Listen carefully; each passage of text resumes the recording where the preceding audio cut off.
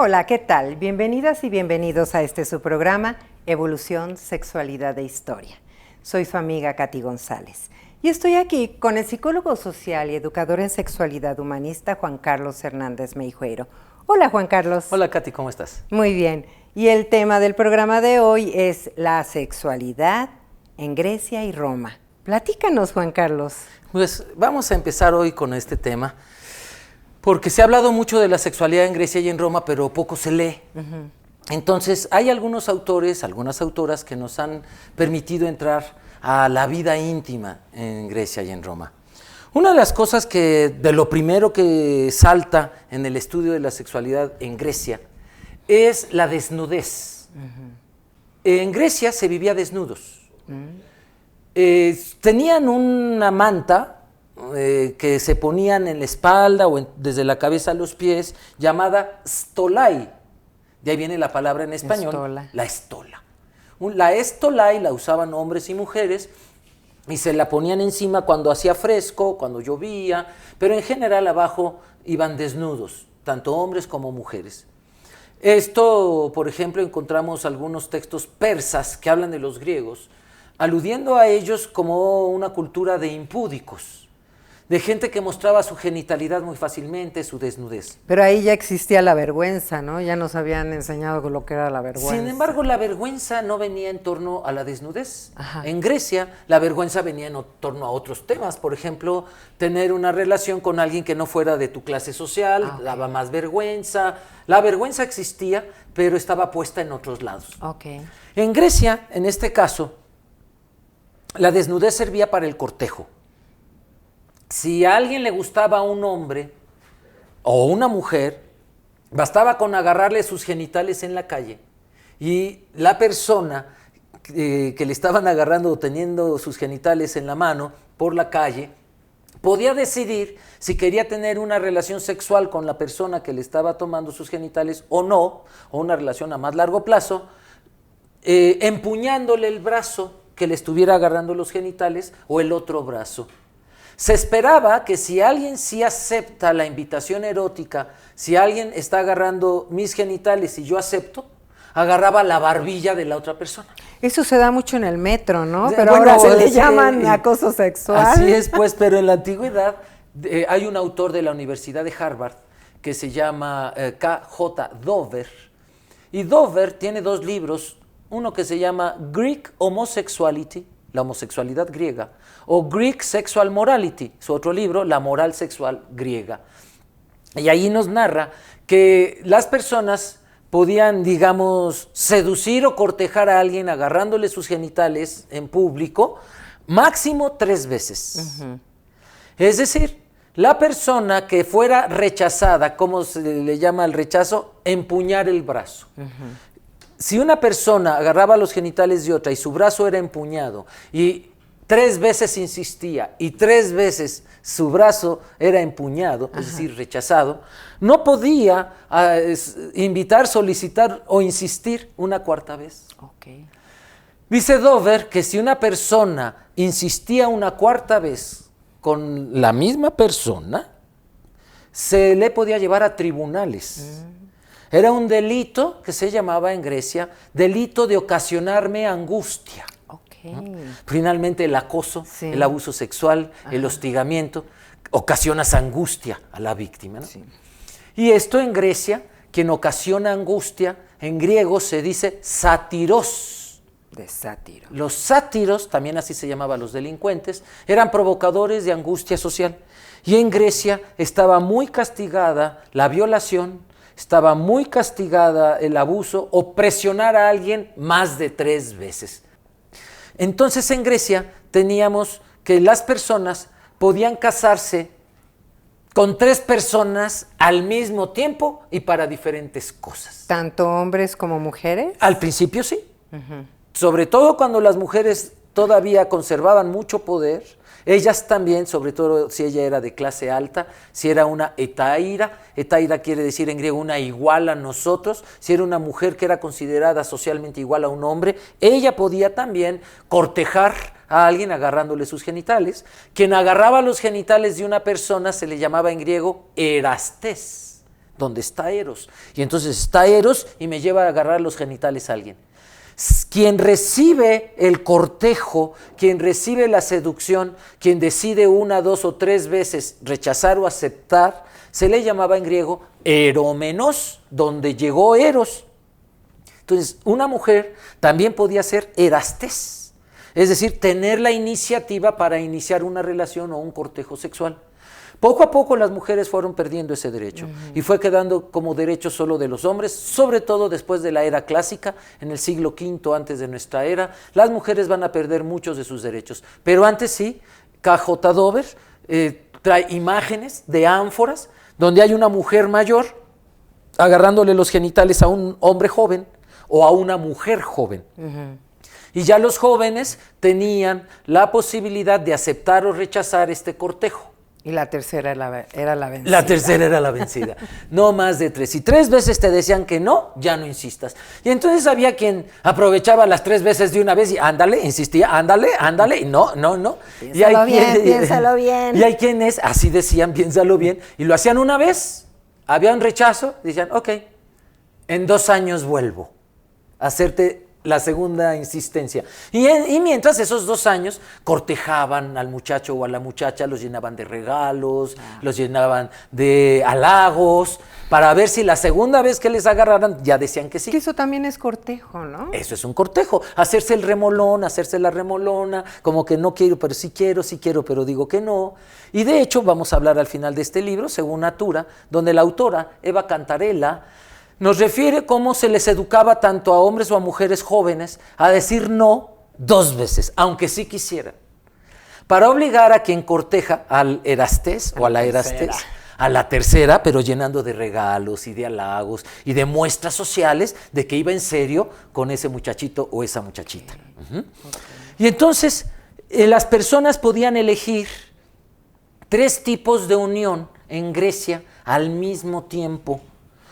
Yo me casaba con alguien para tener hijos, yo me casaba con alguien solo para tener sexo, y yo podía unirme con alguien en una forma de amistad erótica, compartir un proyecto de vida. Estas eran las 3 formas que había en Grecia. Una persona adulta, libre, no esclava, libre, podía casarse 3 veces al mismo tiempo, al menos con 3 personas diferentes. Platícanos, Juan Carlos, ¿cómo vivían los griegos ahí, sus casas? Bueno, para empezar, la palabra en griego para decir casa es oikos, con K, oikos. De ahí vienen, por ejemplo, palabras como las leyes, nomos, de la casa, oikonomos, economía, las leyes de la casa. O también oikos, logos, vivir mi casa con sabiduría. Oikos, logos, ecologos, ecología, mi casa con sabiduría. En Grecia no existía la familia, y este es un dato muy importante.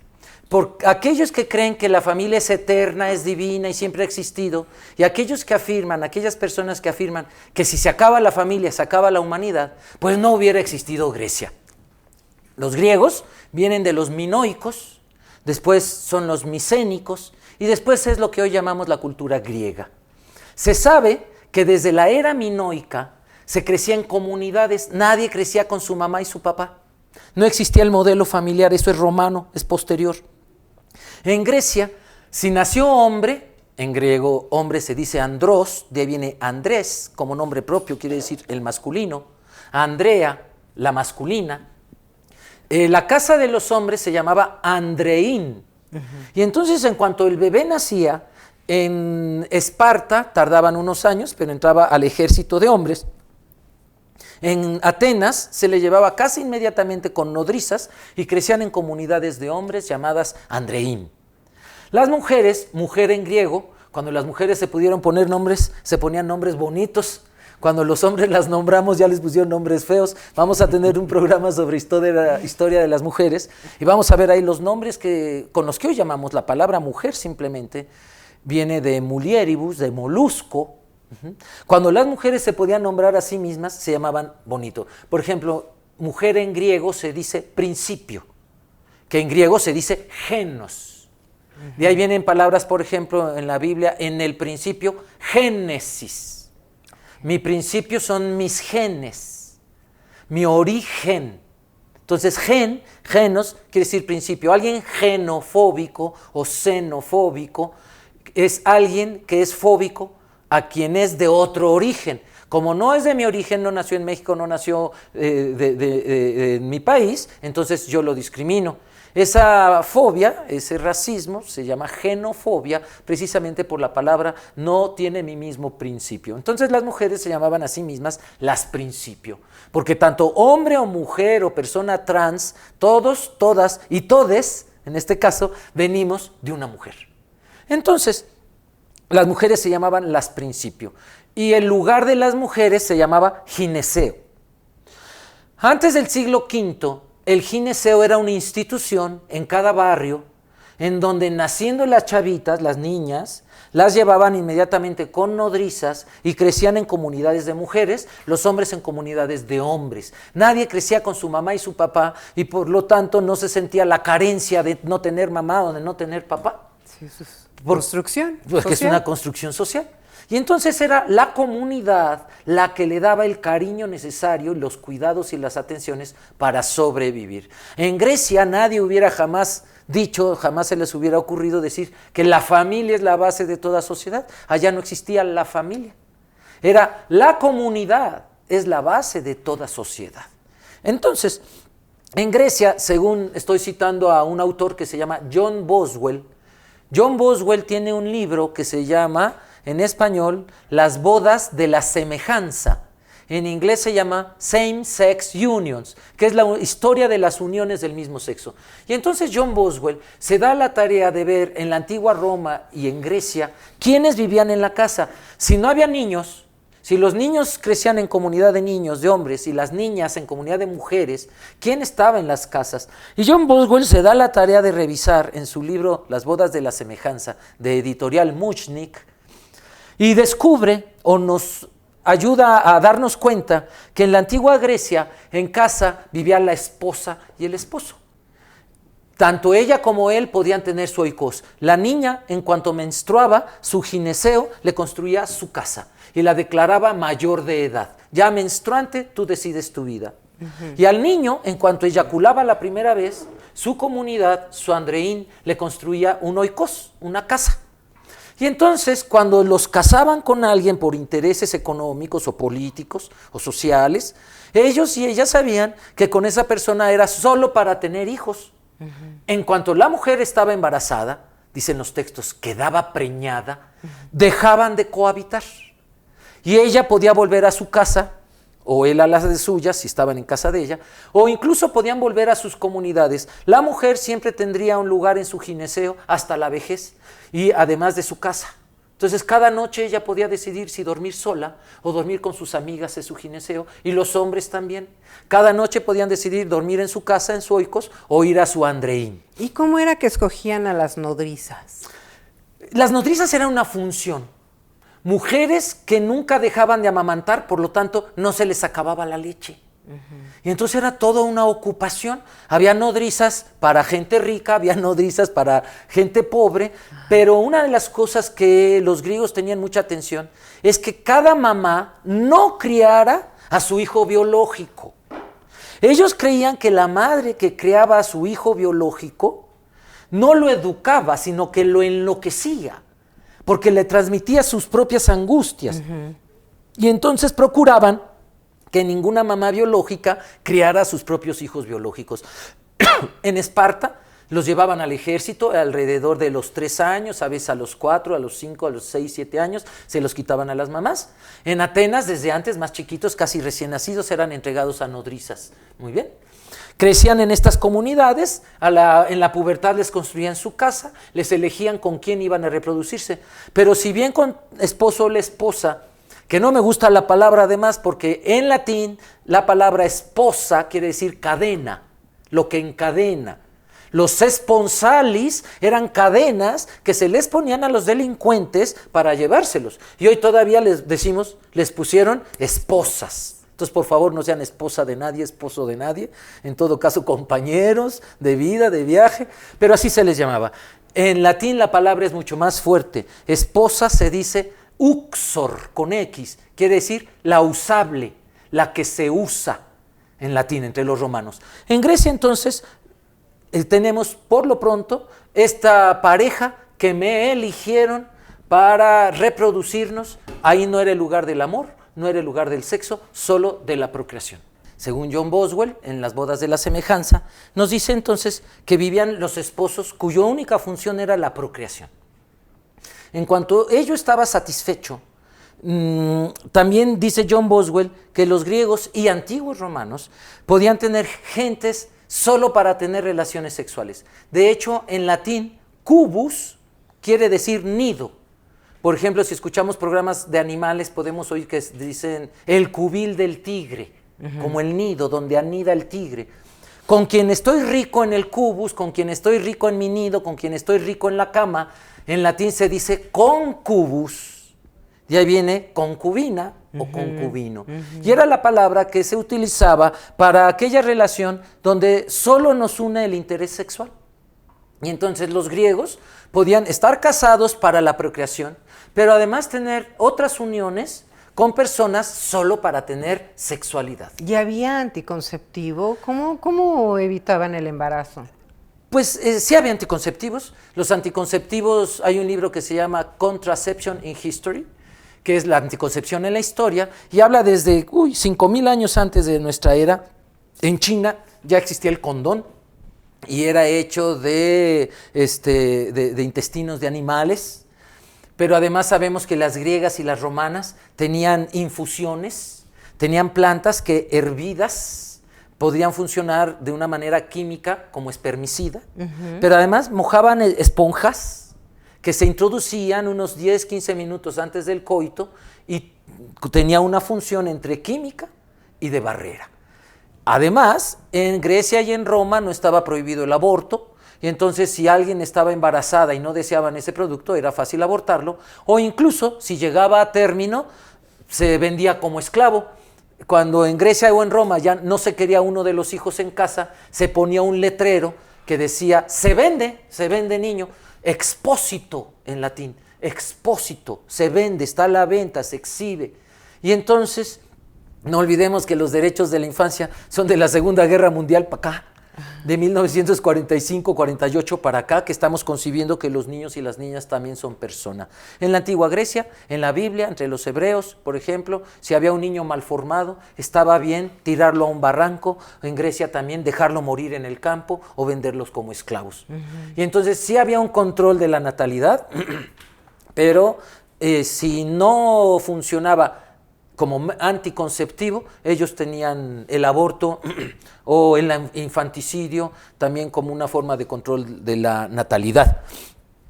También tenían, si bien con la esposa y el esposo se satisfacía la reproducción, con los concubinos y las concubinas se satisfacía el deseo sexual, lo que hoy llamamos enamoramiento quedaba, pues parecía que quedara al aire. Ellos no creían en el amor eterno.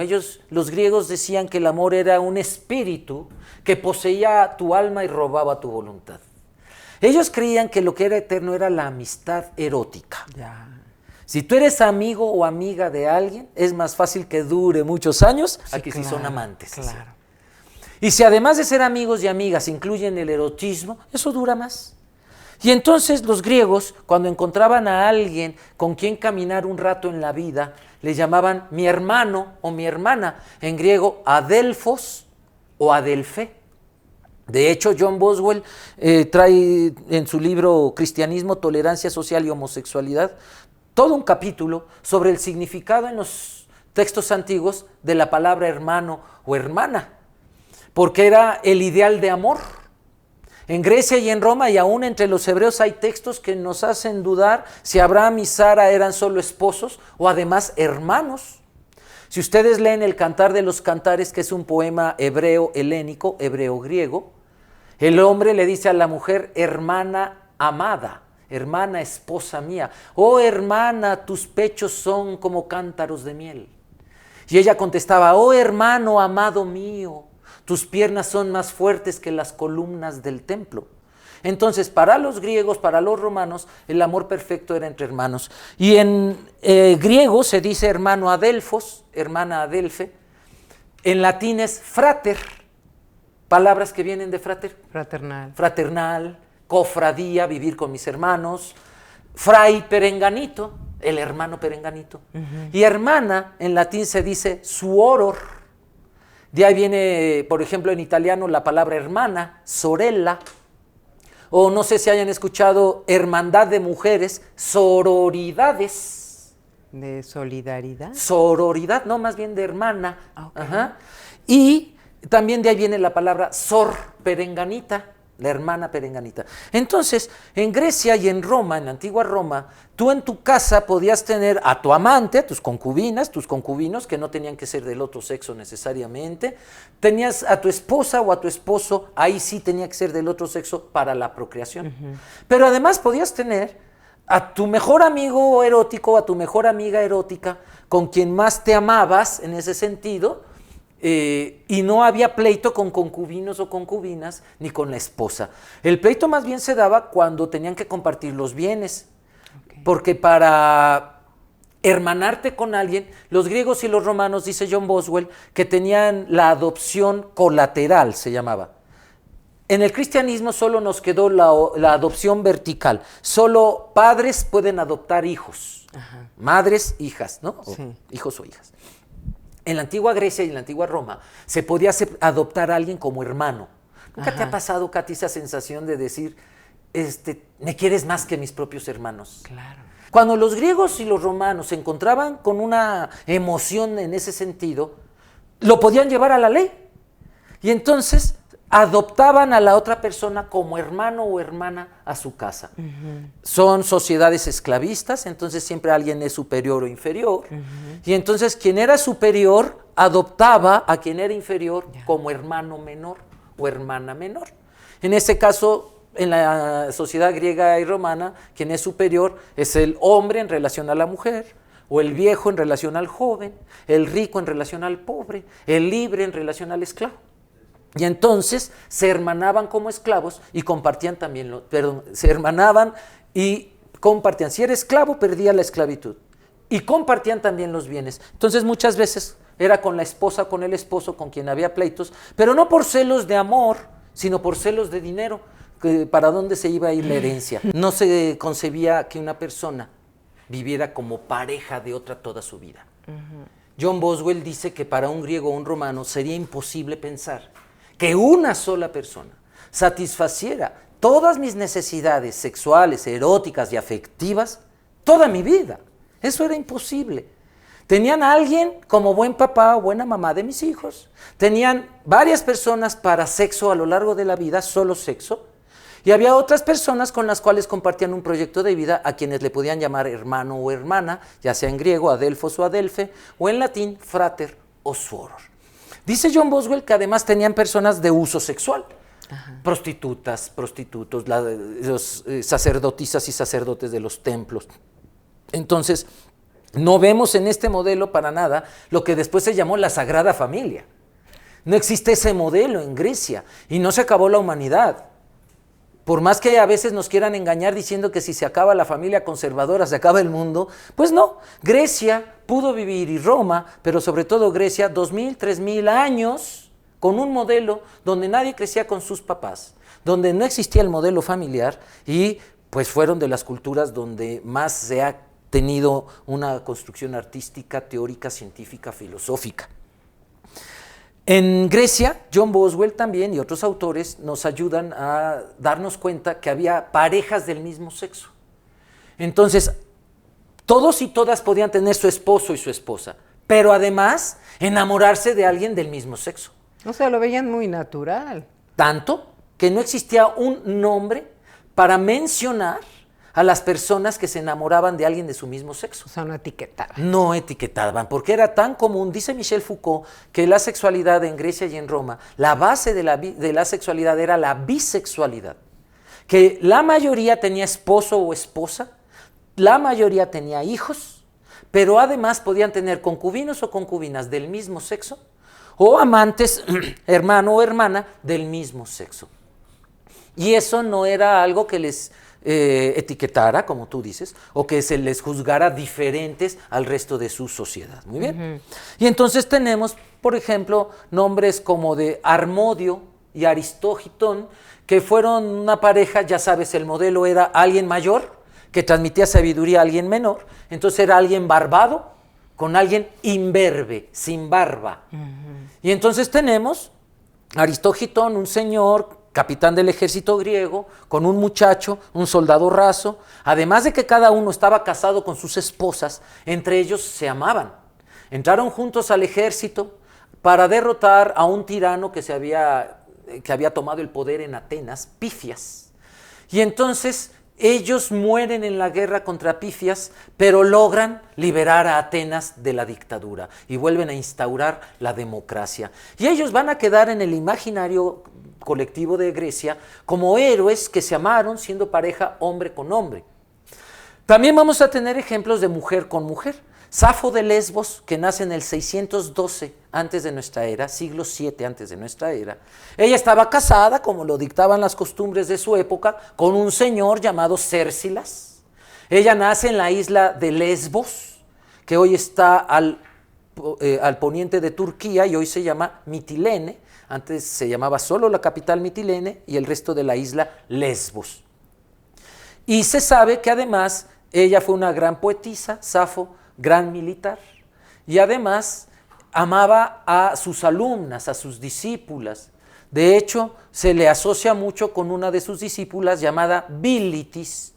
Safo le hacía muchos poemas. Safo, una mujer ya de unos 29, 30 años, a una muchachita de 12, 13 años llamada Bilitis, en este modelo pederástico didáctico, que en griego, cuando hay una pederastia didáctica para la enseñanza, se le llamaba paideia. Y entonces encontramos que en la antigua Grecia, tanto en Roma, existían rituales para casar personas del mismo sexo.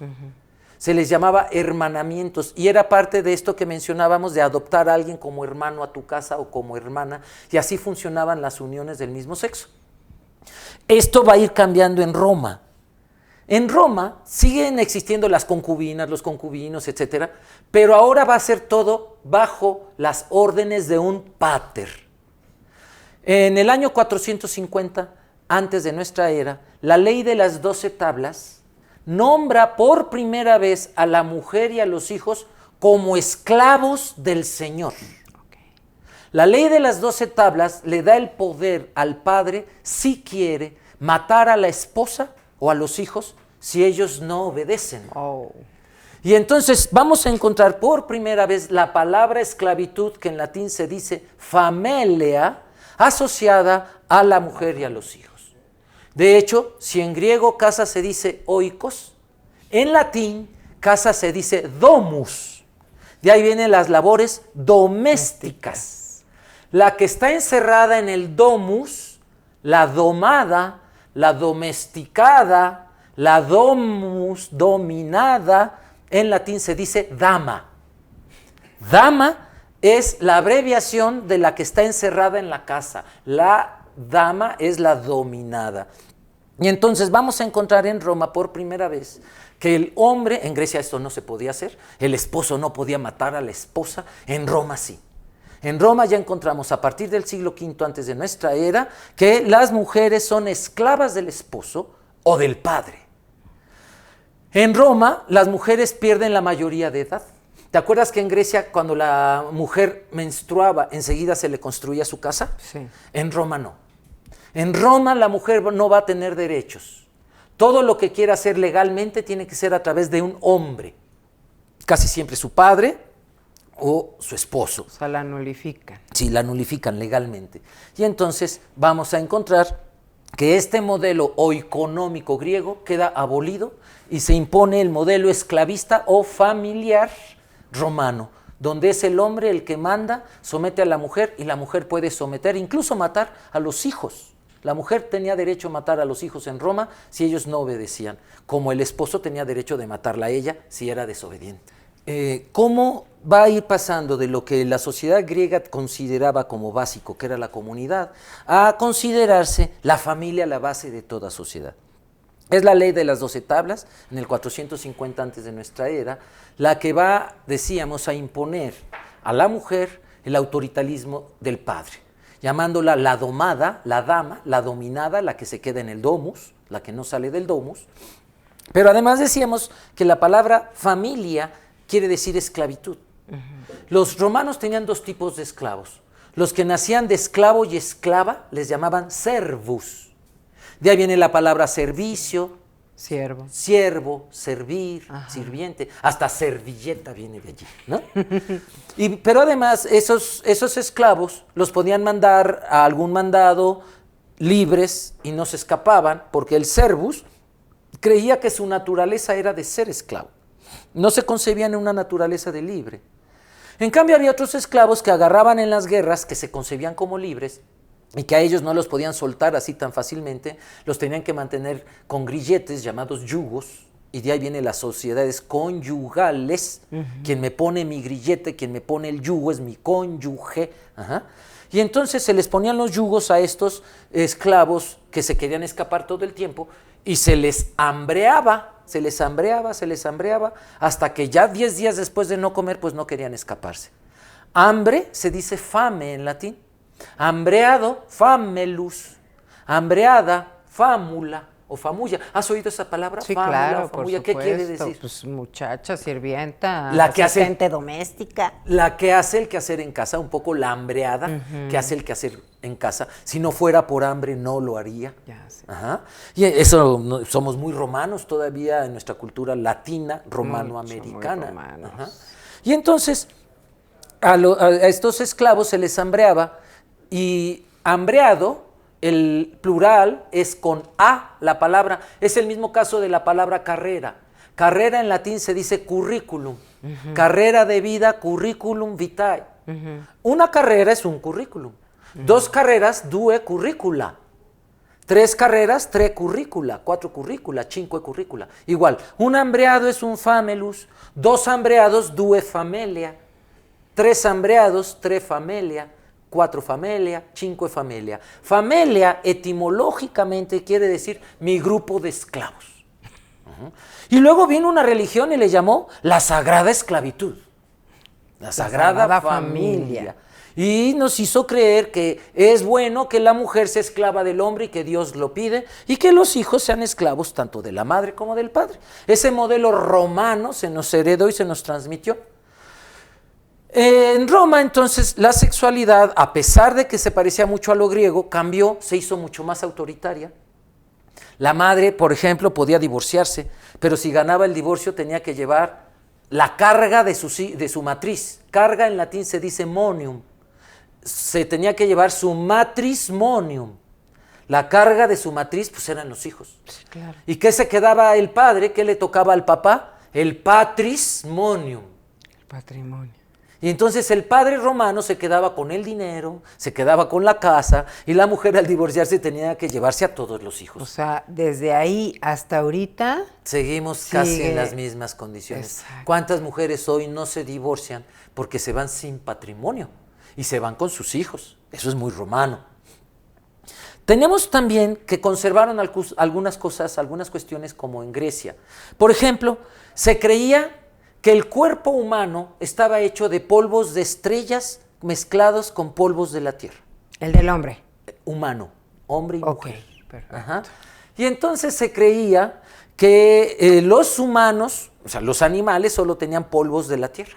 Los humanos, además de polvos de la tierra, teníamos polvos de una estrella, del dios o la diosa que nos creó. Los dioses y las diosas para los griegos y romanos vivían en las estrellas. Y desde allí teníamos cada uno un dios o una diosa que nos creó, independientemente si éramos hermanos de carne o no, nos crearon dioses distintos. Y entonces el orgasmo era lo que unía al universo. Para griegos y romanos, léanse un maravilloso libro de Peter Brown, se llama El cuerpo y la sociedad, de editorial Muchnik, y va viendo cómo fue cambiando la idea sobre el cuerpo de Grecia a Roma y de Roma a los cristianos. Si para los griegos el cuerpo perfecto era el cuerpo atlético, para los romanos era el cuerpo del militar. Para ambos el cuerpo humano venía de polvos de estrella. ¿Cuándo volvíamos a nuestra estrella, Katy? En el orgasmo. En el orgasmo debería ser tan intenso que tú tenías la idea, la percepción de haber visto la luz de tu estrella, haber vuelto a tu estrella, haber vuelto a tocar tu divinidad. De hecho, vamos a encontrar a un moralista católico, obispo de Cartago, en el siglo II, llamado San Tertuliano. Y él decía que el orgasmo es pecado porque el alma sale, vuela a una estrella de un dios pagano y regresa al cuerpo. Entonces todavía los cristianos en el siglo II tenían la idea romana, grecorromana del orgasmo. Para los griegos y los romanos el cuerpo no era algo de lo cual te tienes que avergonzar, el cuerpo era algo que tienes que lucir, por eso la desnudez es parte de su cultura. En las olimpiadas eran desnudos, el trabajo en la vida cotidiana en su mayoría eran desnudos, no se concebía la ropa para tapar las partes vergonzosas de una persona, el cuerpo se tapaba para cubrirlo del clima, pero la ropa era para adornar el cuerpo. De hecho, hay unas blusas para mujeres en Grecia y en Roma donde se sacaban los pechos. Cubría todo lo demás, pero tenía orificios donde se podían sacar los pechos y la mujer tenía que lucir sus pechos. Hay pinturas así. Hay pinturas, hay ánforas donde nos van platicando cómo en Grecia y en Roma, incluso la imagen corporal va a ser muy distinta a la que vamos a tener posteriormente con el cristianismo. El cuerpo atlético, el cuerpo sabio, el cuerpo sano es el cuerpo ejercitado, el cuerpo desnudo y el cuerpo que tiene muchos orgasmos para Grecia y para Roma. Por eso, cuando llega el cristianismo después, todo lo que la religión grecorromana decía que era bueno, los cristianos lo van a hacer malo y pecado. Por eso van a tapar el cuerpo y la desnudez. Y por eso si para los grecorromanos el placer es el bien supremo, decía Epicuro, para los cristianos el placer va a ser el pecado supremo. ¿Cómo ves? La cultura grecorromana fue la cultura en donde nace el cristianismo. El cristianismo primitivo, lo veremos en un programa también, tenía muchos de estos elementos grecorromanos. Vamos a encontrar, por ejemplo, que muchos griegos y romanos tenían la desnudez, como decíamos, en la vida cotidiana. Se permitía el sexo en público. Había rituales orgiásticos en Grecia para Afrodita, en Roma para Venus. Y muchos de estos rituales, y las personas que participaban en estos rituales se fueron haciendo cristianos. Al principio no se les exigía dejar los rituales grecorromanos, al principio no se les exigía dejar la desnudez. Y entonces, los primeros cristianos vamos a encontrarlos muy mezclados con tradiciones griegas, romanas o hebreas. Por lo pronto, en Grecia y en Roma, la desnudez es algo lícito, la sexualidad en público es algo bueno. Ligarse, cortejar a alguien, seducir a alguien, tocándole sus genitales, no era abuso. Si la persona no quería, tenía formas de expresar que no quería. Pero además estaba la poligamia. No tenían una sola persona para satisfacer todos sus deseos y necesidades sexuales y afectivas. Tenían varias personas. Pero además estuvimos estudiando que tenían en sus modelos de héroes y heroínas parejas del mismo sexo, tanto en Grecia como en Roma, y rituales para hermanar hombre con hombre y mujer con mujer. Entonces, todos estos elementos en Grecia y en Roma van a ser vigentes todavía en el siglo I de la era cristiana, el siglo II, todavía hasta el siglo III. Va a ser hasta el siglo IV que van a empezar a cambiar las cosas.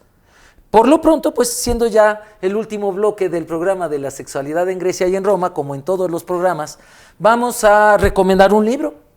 En esta ocasión, el libro se llama Según Natura, la bisexualidad en el mundo antiguo. ¿Por qué la bisexualidad? Y quise recomendar este libro porque hoy en día la bisexualidad, Katy, es mucho más reprimida que la homosexualidad o que el lesbianismo o que el transvestismo. Hoy podemos encontrar en nuestros países latinoamericanos o de habla hispana bares gays, bares de lesbianas, bares para travestis, pero no bares para bisexuales. El hombre que le gusta hombre y mujer o la mujer que gusta de hombre y mujer se mantiene muchas veces más en el closet. Eva Cantarella es la autora de este libro. El libro es de Acal Universitaria, Acal Ediciones con K. Se pregunta, siempre hablamos de los griegos y la sexualidad de los griegos, ¿y qué les pasaba a las griegas? ¿Qué sentía una griega que su marido tuviera concubinas, además amantes varones, jovencitos, pero además que pudiera ir con las prostitutas en público? Pero en ese entonces no había celos, ¿o sí? Los celos, ¿sabes cómo se dice celoso en griego? Patos. Patos. Enfermos. De ahí viene patológicos. También se puede traducir los apasionados, los que la pasión les manda la razón. Dice uno de los libros de K.J. Dover que quien tuviera 3 numeritos de celos en público en Grecia, se les expulsaba de la ciudad 3 años. Wow. Cuando aprendas a compartir a tu esposa y a tu esposo con tus esclavas o los esclavos, vuelves. Aquí Eva Cantarella se da la tarea de descubrir cuáles eran las reglas del cortejo, qué pasaba en las relaciones del mismo sexo, si las mujeres tenían más o menos libertad sexual que los hombres. Y en este libro, según Natura, ellos decían, bueno, es que hay gente que es feliz en la abstinencia sexual. Y su respuesta era, pues según su naturaleza, si eso lo hace feliz, está bien. Oye, pero hay gente que necesita 3 relaciones sexuales con 3 personas distintas cada día. Pues si esa es su naturaleza y lo hace feliz, según Natura. Y entonces, Eva Cantarella nos lleva todo un recorrido de cómo la mayoría de las personas en Grecia eran bisexuales, pero además la mayoría había aprendido siendo puber de una persona mayor, y siendo mayor se les asignaban, o los muchachos y muchachas los elegían como amantes adultos y tenían a un discípulo amado o a una discípula amada, que en griego se dice país si era varón, paidika si era mujer. Aquí vamos a encontrar todas las reglas que existían en Grecia sobre cómo llevarse mayores y menores, cómo llevarse entre hombre y hombre o entre mujer y mujer, cómo la sociedad preparaba, y si alguien abusaba sexualmente, forzaba a alguien en su sexualidad, cómo preparaban pilas de piedras para correrlos de las ciudades, cómo se castigaba el abuso sexual. Entonces, vamos a leer un recorrido con mirada de mujer. La mujer va a ir, Eva Cantarella, describiendo cómo eran los sentimientos de las griegas, de los griegos, que sentían sobre sus hijos, sobre sus hijas, y cómo en el fondo era una bisexualidad en la práctica la que la mayoría de griegos y romanos vivían en ese entonces.